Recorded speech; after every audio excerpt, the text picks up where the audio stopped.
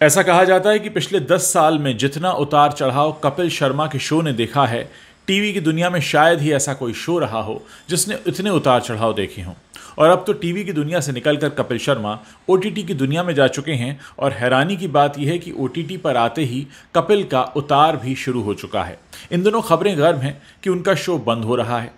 कई जगहों पर कहा जाता है कि उनके पहले सीजन को खत्म किया जा रहा है ताकि दूसरे सीजन की तैयारी शुरू हो।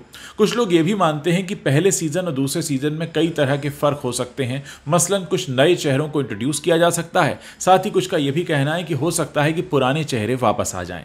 लेकिन एक बात समझने वाली है, वो ये कि आखिर कपिल के शो में इतने सारे बदलाव क्यों हुए हैं, क्यों कुछ पुराने चेहरों को बाहर कर दिया गया, क्यों कई बार ये कहा जाता है कि कपिल शर्मा के शो की स्क्रिप्ट काफ़ी वीक है, क्यों ये कहा जाता है कि अब वो फिल्मों के पीआर बनकर रह गए हैं, क्यों ये कहा जाता है कि वो अपने दर्शकों की कुछ ज़्यादा ही खिंचाई करते हैं, और क्यों ये कहा जाता है कि सुमोना के साथ जो उन्होंने किया वो ठीक नहीं किया, क्यों उनसे अली असगर नाराज़ हैं, क्यों उनकी बुआ बनती थी उपासना सिंह उनसे नाराज़ हैं, और आखिर ऐसा क्यों क्या हुआ जो भारती सिंह इस बार शो का हिस्सा नहीं रही। एक सबसे बड़ी बात यह भी कही गई कि सुनील ग्रोवर और कपिल के झगड़े को लेकर जो हाइप क्रिएट हुई थी और फिर यह कहा गया कि नेटफ्लिक्स पर जब ये दोनों वापस आएंगे एक साथ तो इस शो को नई ऊंचाइयां मिलेंगी, ऐसा क्यों नहीं हो पाया। ऐसी तमाम बातें हैं जो इस समय इंटरनेट पर की जा रही हैं, लेकिन एक सवाल अपनी जगह पर खड़ा है कि आखिर कपिल क्यों इतना पंगा ले रहे हैं। पंगा अपने करियर के साथ, पंगा उस करियर के साथ जो उन्होंने बड़ी मुश्किल से बनाया है। सब जानते हैं कि कपिल शर्मा के शो से लोग इसलिए रिलेट किया करते थे क्योंकि वो आम आदमी से जुड़ी बातें करते थे। उनका ह्यूमर ऐसा होता था जो मध्यम वर्ग के लोग हैं उससे रिलेट करते थे। मुझे याद एक बार उन्होंने अमिताभ बच्चन से पूछा था कि क्या आप अपने बाथरूम में साबुन जब आपका घिस जाता है, बिल्कुल छोटा सा रह जाता है, तब भी आप उसे यूज़ करते हैं? क्या आप टूथपेस्ट में बिल्कुल आखिरी बूंद निकलने तक उसे इस्तेमाल करते हैं? तो ऐसी तमाम बातें किया करते थे कपिल शर्मा, जिससे उनका एक आम आदमी कनेक्ट बना हुआ था। लेकिन ओटीटी पर आते ही एक सबसे बड़ी गलती ये हुई कि उनका आम आदमी से कनेक्ट छूट गया। फिर वो एयरपोर्ट पर अपना कैफ़े ले आए और इस कैफ़े से आम आदमी दूर होता चला गया। और आम आदमी के दूर होने की वजह यह भी थी कि उन्होंने जिस तरह की स्क्रिप्ट चुनी, जिस तरह का ह्यूमर उन्होंने चुना, वो लोगों को रास नहीं आया। खासकर अगर हम बात करें सुनील ग्रोवर की दोबारा एंट्री की, तो सुनील ग्रोवर भी वो कमाल नहीं दिखा पाए, जबकि सुनील ग्रोवर एक बहुत ही मजे हुए कलाकार हैं, मजे हुए एक्टर हैं। अगर ये कहा जाए कि कपिल शर्मा से कहीं बेहतर एक्टर हैं तो कोई गलती नहीं होगी, लेकिन यहाँ गलती कपिल शर्मा से हुई कि वो सुनील ग्रोवर को वापस तो ले आए, लेकिन सुनील ग्रोवर को वापस लाकर उनसे जो कराना चाहिए था वो नहीं करा पाए। या यूं कहें कि कपिल शर्मा के जो स्क्रिप्ट राइटर थे वो उनके लिए वैसी लाइंस नहीं लिख पाए, वैसी स्क्रिप्ट नहीं लिख पाए। यहाँ ये बात भी समझनी ज़रूरी है कि कपिल का शो अगर बहुत अच्छा चल रहा होता तो उसके फर्स्ट सीज़न को इतनी जल्दी बंद करने की नौबत नहीं आती। लेकिन अब लग रहा है कि 22 जून को जब ये शो ऑफ एयर होगा तो इसलिए ऑफ एयर होगा क्योंकि अब थोड़ा रुकने की ज़रूरत है और रुक कर थोड़ा सुधार करने की ज़रूरत है। सुधार ऐसे जिनसे जनता को दोबारा खुश किया जा सके, उसको फिर से कनेक्ट किया जा सके। जैसा कहा गया है कि पहले के जो चेहरे थे, जैसे कपिल की जो वाइफ बनती थी सुमोना, आखिर वो क्यों चली गई?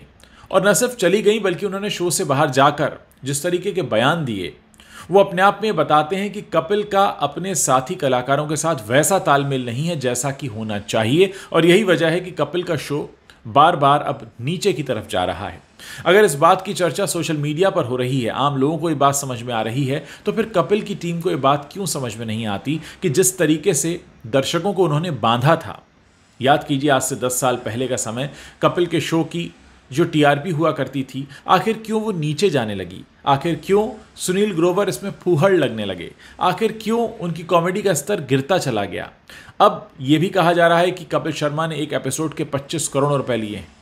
तो आप खुद अंदाज़ा लगा सकते हैं कि इस भारी भरकम डील में शायद वो स्क्रिप्ट राइटर्स पर ध्यान देना भूल गए, कहानी पर ध्यान देना भूल गए। और पहला शो जब ओटीटी पर आया जिसमें रणबीर कपूर का जमकर पीआर किया गया, ऐसा लगा कि जैसे नेटफ्लिक्स ने जिम्मेदारी उठा ली हो कि अब एनिमल को जब हम लेकर आए हैं अपने प्लेटफॉर्म पर तो हम रणबीर कपूर का पीआर भी करेंगे। और कहीं ना कहीं ये भी लगा कि रणबीर कपूर अब राम बनने वाले हैं तो उन्हें पीआर की उससे भी ज़्यादा ज़रूरत है। कुल मिलाकर इस एक दूसरे की पीठ खुजाने में दर्शक बस मुंह फाड़े इंतज़ार करते रह गए कि उनकी तरफ कौन और कब ध्यान देगा। आप आपसी पीआर कर रहे हैं, आप एक दूसरे को आगे बढ़ाने में लगे हैं, लेकिन दर्शक इसमें बेवकूफ़ बन रहे हैं। दर्शक यहाँ आकर हंसना चाहते हैं, वो जुड़ना चाहते हैं, वो आपकी हंसी में अपनी हंसी मिलाना चाहते हैं, लेकिन उन्हें ऐसा लग रहा है कि जैसे दर्शकों को ही हंसी में उड़ा दिया गया है। दोस्तों, ये बहुत हैरानी की बात है और दुख की बात भी है कि कपिल का वो शो जिसे मध्यम वर्ग का हर व्यक्ति बहुत जुड़कर देखता था, वो उससे अब दूर होता चला गया। और ये सब एक दिन में नहीं हुआ, ये सब किसी एक एपिसोड से नहीं हुआ। इसके लिए जिम्मेदार हैं बहुत सारे फैक्टर्स, जैसे जिन कैरेक्टर्स के साथ जुड़ना शुरू किया दर्शकों ने, चाहे वो दादी का कैरेक्टर हो, चाहे वो चंदू का कैरेक्टर हो, चाहे वो बुआ जी का कैरेक्टर हो। मैं बात कर रहा हूँ अली असगर की, मैं बात कर रहा हूँ उपासना सिंह की। इन सब चेहरों को बहुत जल्दी भुला दिया गया। जैसे ही कोई कैरेक्टर दर्शकों से कनेक्ट करने लगता, ऐसा लगता कि जैसे कपिल को अब एक इनसिक्योरिटी सी हो रही है और उसके बाद वो चेहरा दिखना बंद हो जाता। ये बात दावे के साथ कही जा सकती है कि कपिल के साथ, या यूं कहें कि कपिल के अलावा अगर किसी एक चेहरे ने सबसे ज़्यादा इस शो के दर्शकों से कनेक्ट बनाया तो वो सुनील ग्रोवर का चेहरा था। सुनील ग्रोवर के साथ कपिल का झगड़ा हो गया, सालों बीत गए, सुनील ग्रोवर उनके शो में दिखाई नहीं दिए।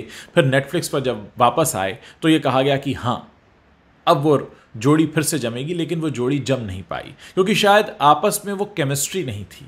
वो जो दूरी 6 साल की आ चुकी थी, 6 से भी ज़्यादा सालों की आ चुकी थी, उसके बाद ये लगने लगा कि हाँ, अब कपिल और सुनील के बीच वो आपसी केमिस्ट्री भी नहीं रह गई है।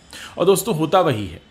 आप अगर अली असगर को लें, किकू शारदा को लें, कृष्णाभिषेक को लें, इन सब के बीच कपिल की जो अपनी पर्सनल रियल लाइफ में केमिस्ट्री है वही उभर कर सामने आती है, लेकिन सुनील के साथ वो उतने सहज नहीं लगते।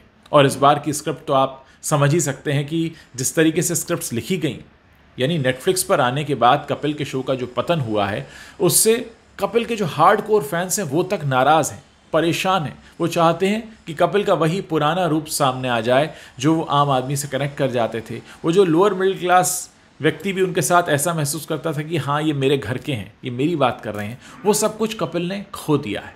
अगर अभी सेकंड सीजन शुरू होता है तो कपिल को इन सारी बातों का ध्यान रखना होगा। आज जो बातें कही जा रही हैं कि कपिल का शो का ख़त्म हो गया, कपिल का टाइम ख़त्म हो गया, कपिल के शो में अब दम नहीं है, इसके लिए कपिल और उनकी टीम ही जिम्मेदार है।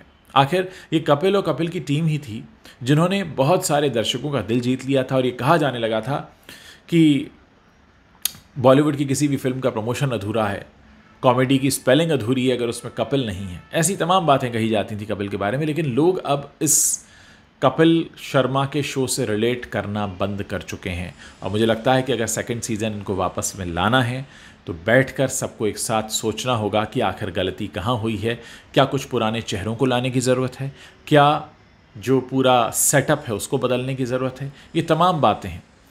मैं चाहूँगा दर्शकों कि अगर आप भी कपिल का शो देखते हैं और चाहते हैं कि उसमें सुधार हो तो मेरे वीडियो के नीचे आप कमेंट करके बताइए कि आप किस तरीके के सुझाव देना चाहते हैं। हो सकता है कुछ लोग कहेंगे स्क्रिप्ट बदलिए, कुछ लोग कहेंगे सेटअप बदलिए, कुछ लोग पुराने चेहरों को लाने की वकालत करेंगे। ऐसी तमाम सुझाव आ सकते हैं और हो सकता है इन सुझावों को अगर कपिल के शो की टीम पढ़े तो हो सकता है कि कल को वो कोई बेहतर शो बना सके। लेकिन फ़िलहाल कपिल को इस वक्त सुधार की ज़रूरत है और इससे बड़ा सच कपिल की ज़िंदगी में और कोई नहीं है।